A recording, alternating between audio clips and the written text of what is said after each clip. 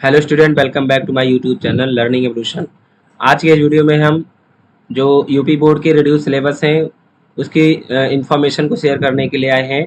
और इसमें हम विषय गणित यानी कि जो सब्जेक्ट मैथ है उसका रिड्यूसिंग चैप्टर कौन कौन सा है, कौन कौन से सिलेबस में हमें क्या क्या टॉपिक्स दी जाएंगी और किसको हमें पढ़ना है, ये चीज़ हम इसमें समझेंगे। क्योंकि बहुत सारे स्टूडेंट को ये कन्फ्यूजन है अभी भी कि उनको ये नहीं मालूम कि अब इस बार जो बोर्ड पेपर होने वाला है उसमें हमें क्या पढ़ना है, किस तरह से तैयारी करनी है।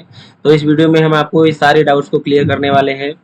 तो सब देखिए, सबसे पहले बता दूं आपको कि जो बोर्ड पेपर होता है उसमें हमें 3 घंटे 15 मिनट का टाइम मिलता है, लेकिन 15 मिनट हमें मिलता है पेपर को पढ़ने के लिए और 3 घंटा हमें पेपर सॉल्व करने के मिलता है।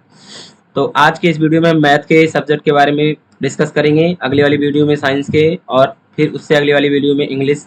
और ऐसे ऐसे करके हम आपको हर एक सब्जेक्ट के रिड्यूस सिलेबस को लेकर के आएंगे, और जिससे आपको ये बिल्कुल अच्छे तरीके से समझ में आ जाएगा कि हमें क्या पढ़ना है।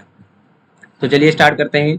देखिए, जो आपका पेपर होता है वो टोटल 100 मार्क्स का होता है, लेकिन जिसमें बोर्ड पेपर जो होता है जिसका आपको एग्ज़ाम देने जाना है लिखित, उसमें 70 अंक की लिखित परीक्षा होती है, रिटन एग्जाम। और 30 मार्क्स के होते हैं वो प्रोजेक्ट कार्य पे डिपेंडेंट होता है। मतलब वो आपको 30 मार्क्स जो मिलेंगे वो स्कूल के प्रैक्टिकल नंबर पर मिलेंगे, जिस तरह से आपका परफॉर्मेंस होगा।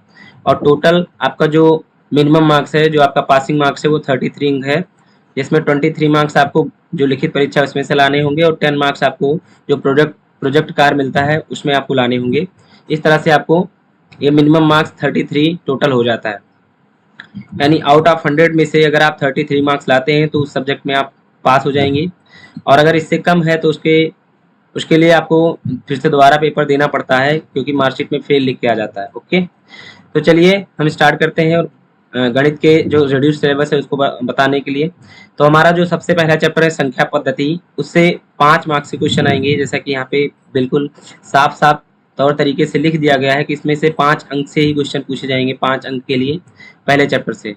ओके, उसके बाद बीज गणित से क्वेश्चन आपसे पूछा जाएगा जो कि 18 मार्क्स का होगा। उसके बाद निर्देशांक ज्यामिति, जिसको कोऑर्डिनेट ज्योमेट्री कहते हैं, उससे 5 मार्क्स का जो क्वेश्चन आएगा वो आएगा। ज्यामिति नाम का चैप्टर है जिसको ज्योमेट्री कहते हैं, उससे 5 मार्क्स का क्वेश्चन आएगा। और त्रिकोणमिति आपको पढ़ना है, जिसको हम बोलते हैं ट्रिगोनोमेट्री, उससे आपसे सॉरी ज्यामिति से आपसे 12 नंबर का क्वेश्चन पूछा जाएगा, और त्रिकोणमिति से 10 मार्क्स का क्वेश्चन पूछा जाएगा। मेंसुरेशन से आपसे 10 मार्क्स का क्वेश्चन पूछा जाता है, और सांख्यिकी से 10 मार्क्स का क्वेश्चन पूछा जाता है। इस तरह से अगर इसे टोटल करेंगे तो हमारे पास 70 मार्क्स के हमारे पास पेपर कंप्लीट होते हैं जो बोर्ड में पूछे जाते हैं। अब चलते हैं, हम एक एक चैप्टर को डिस्कस करेंगे कि किस तरह से हमें एक एक चैप्टर को पढ़ना है और एक एक चैप्टर में क्या क्या आएगा। तो फर्स्ट अगर मैं बात करूँ फर्स्ट यूनिट में, तो यूनिट फर्स्ट जो संख्या पद्धति बताई गई है उसमें पूछा जाएगा वास्तविक संख्याएं। तो वास्तविक संख्याएं में यूक्लिड विभाजन प्रमेयिका से रिलेटेड क्वेश्चन आएंगे, अंक गणित का आधारभूत प्रमेय, उदाहरण से जैसे √2 √3 √5 को अपरमेय संख्या का सत्यापन करना है, और प्रमेय संख्याओं का शांत अशांत आवर्ती दशमलव पदों में निरूपण करना। ये चीज़ें आपसे यूनिट फर्स्ट में पूछी जाने वाली। इसमें केवल आपको 5 मार्क्स के क्वेश्चन ही पूछे जाएंगे मिनिमम। बीज गणित की बात करें जो कि हमारे यूनिट 2 है, उसमें दो चर वाले रैखिक समीकरण युग्म, जिसको हम बोलते हैं linear equation of two variable, linear pair equation of two variable. तो उस तरह से आपसे जो क्वेश्चन है उसमें इसको हल करने के तरीके पूछे जाएंगे ग्राफीय विधि से, और प्रतिस्थापन विधि, विलोपन विधि और बीजगणन विधि, और बीज गणितीय विधि जो हमारे पास दिए हैं। ये तीन के तीनों मेथड्स आपको अच्छे से रिवीजन करके वो पढ़ के जाने हैं, जिससे क्वेश्चन आपसे 18 अंक के क्वेश्चन देखिए। ये एक चैप्टर जो हमारे बीज गणित का है वो बहुत ही इंपॉर्टेंट है, क्योंकि इसमें 18 अंकों का क्वेश्चन पूछा जाता है और पूछा जाएगा। ये चीज़ आपको नोटिस के उसमें अंदर मिलेगी, और उसको आपको बिल्कुल अच्छे से तैयारी के साथ, स्ट्रेटजी के साथ तैयारी करनी है। उसके बाद आपको द्विघात समीकरण से क्वेश्चन पूछा जाएगा। जो स्टैंडर्ड फॉर्म होता है द्विघात समीकरण का वो होता है ax² + bx + c = 0। तो इससे क्वेश्चन पूछा जाएगा। इसमें लिखा हुआ है कि द्विघात सूत्रों का यूज करके, जिसको श्रीधराचार्य फार्मूला कहते हैं, उसका यूज करके गुणनखंड द्वारा पूर्ण वर्ग बना करके हल निकालना। इससे रिलेटेड क्वेश्चन इसमें पूछे जाएंगे। और द्विघात समीकरण का विविधता, जिसको डिस्क्रिमिनेंट कहते हैं, उनके मूलों की प्रकृति के बीच संबंध, ये चीज़ आपसे पूछा जाएगा। Relation with discriminant and their nature of roots, ये आपसे पूछा जाने वाला है। और द्विघात समीकरण का दैनिक जीवन में अनुप्रयोग, एप्लीकेशन जो हमारे डेली लाइफ में है द्विघात समीकरण का, वो आपसे पूछा जाएगा, और इन पर आधारित कुछ लैंग्वेज वाले क्वेश्चन पूछे जाते हैं। तो इस चैप्टर से आपको इतनी चीज़ें पढ़नी है। अब आगे बढ़ते हैं इकाई थर्ड में। तो इकाई थर्ड में आपसे क्या क्या पूछा जाएगा, रेखा के बारे में पूछा जाएगा, जैसे कि निर्देशांक ज्यामिति की जो अवधारणा होती है वो आपसे पूछा जाएगा कि निर्देशांक ज्यामिति क्या है, कैसे है, और उससे रिलेटेड जो समीकरण के ग्राफ हैं वो रिप्रेजेंट करना, दूरी सूत्र, विभाजन सूत्र, आंतरिक विभाजन, केवल ये चीज़ आपसे आंतरिक विभाजन ही पूछा जाएगा, बाहरी नहीं पूछा जाएगा। और त्रिभुज के क्षेत्रफल जो हमारे निर्देशांक ज्यामिति, इसको कोऑर्डिनेट ज्योमेट्री कहते हैं, उस पर बनने वाले त्रिभुज, उसके क्षेत्रफल आपसे पूछे जाते हैं। तो ये आपका इकाई 3 से पूछा जाने वाला टॉपिक्स है वो रहा। और इकाई 4 की अगर बात करें तो उसमें इकाई 4 में ज्यामिति से रिलेटेड क्वेश्चन पूछे जाएंगे। ज्यामिति का मतलब जैसे त्रिभुज से पूछ लिया गया, तो त्रिभुज से मेन टॉपिक हमारा त्रिभुज ही है। तो त्रिभुज के बारे में जो विशेष इन्फॉर्मेशन है आपको एनसीईआरटी बुक में पढ़ाई गई होंगी, और अगर नहीं पढ़े तो बिल्कुल आप उसको पढ़िए। और ये टॉपिक आपके जो बोर्ड पेपर है उसमें ये जो निर्देश दे दिए गए हैं ये पक्का पूछा जाएगा कि त्रिभुज की एक भुजा के समांतर खींची गई रेखा त्रिभुज की शेष दो भुजाओं को समान अनुपात में विभाजित करती है।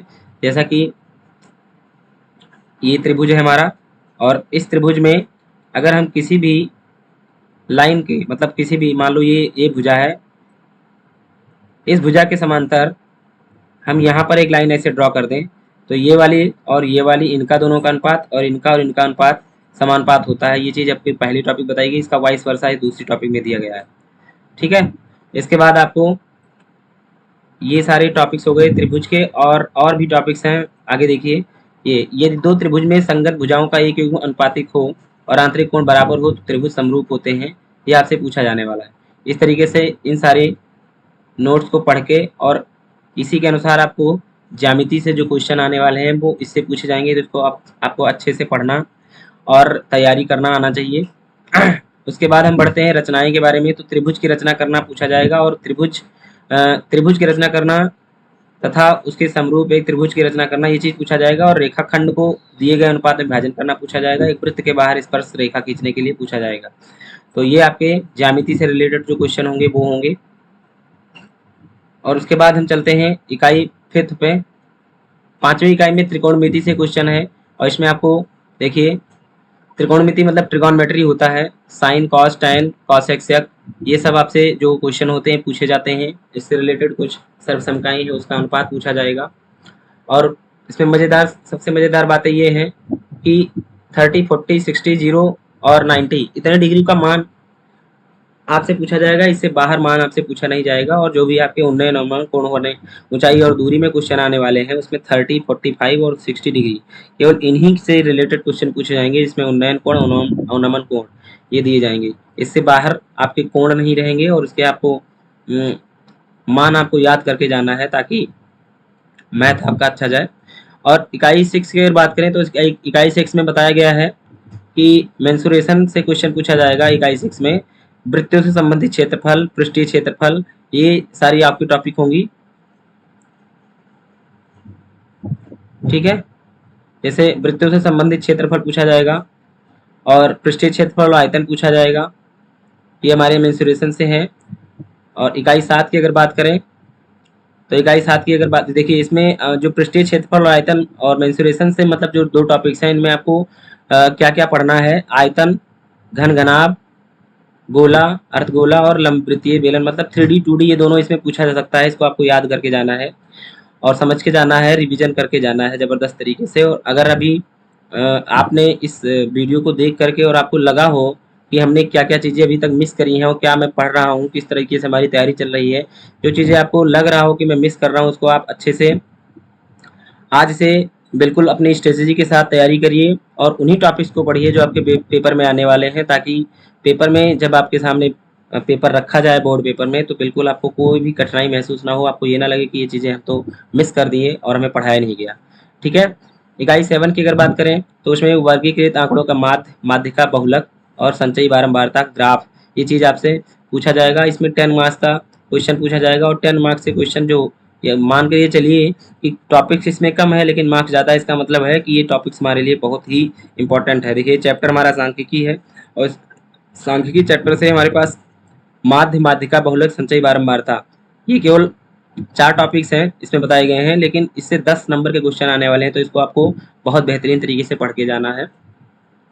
और बाकी अगर बात करें कि टोटल मार्क्स इसमें कितने हो गए। तो बोर्ड के टोटल मार्क्स मैंने पहले ही वीडियो की शुरुआत में बता दी कि 70 मार्क्स से होंगे। तो यहाँ तक अगर आप कैलकुलेट करते हैं तो 70 मार्क्स आपके हो जाते हैं। बाकी बचे 30 मार्क्स। तो 30 मार्क्स का जो 30 मार्क्स वो होता है वो आपको आंतरिक मूल्यांकन यानी इंटरनल मार्क्स दिए जाते हैं आपको शैक्षिक सत्र 2022-23 आंतरिक मूल्यांकन निम्नवत कराए जाने की संस्तुति की जाती है। ये चीज़ आपको एमएसपी ने जारी कर दिया है। ठीक है, आप इसको देख सकते हैं। और अगले वीडियो में मिलते हैं अगले जो है सब्जेक्ट के साथ। जो हमारा अगला वीडियो रहेगा वो अगले सब्जेक्ट के साथ रहेगा, चाहे मैं साइंस लेकर के आऊँगा चाहे इंग्लिश लेकर के आऊँगा।